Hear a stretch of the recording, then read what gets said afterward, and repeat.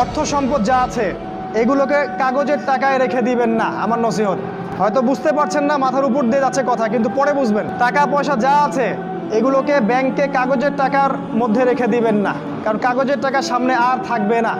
লিখে রাখেন, কয়েক বছর পরে দেখতে পারবেন সমস্ত টাকা হয়ে যাবে ইলেকট্রনিক। খালি পাঠাবেন ইলেকট্রনিক মানি, মানে আপনি টাকা ধরতেও পারবেন না, পকেটে রাখতেও পারবেন না, খালি জানবেন আমার অ্যাকাউন্টে এত টাকা আছে। এই পুরো ব্যাংকিং সিস্টেমটা পড়ে যাবে, থাকবে না। বিশ্বাস না হলে লিখে রাখতে পারেন, এই পুরো ব্যাংকিং সিস্টেম পড়ে যাবে, কাগজের টাকা থাকবে না। কি করবেন তাহলে? আপনি আপনার সম্পদটাকে সোনায় রূপান্তর করেন, কিছু সোনা করে রাখেন, জমায় রাখেন, রূপায় কনভার্ট করেন। এগুলোর দাম কখনো কমবে না। 100 বছর পরেও সোনার দামই থাকবে। তো 10 বছর পর আপনার 10 লাখ টাকার মান 10 লাখ টাকা থাকবে না, দাম পড়ে যাবে, আপনি সম্পত্তি হারাবেন।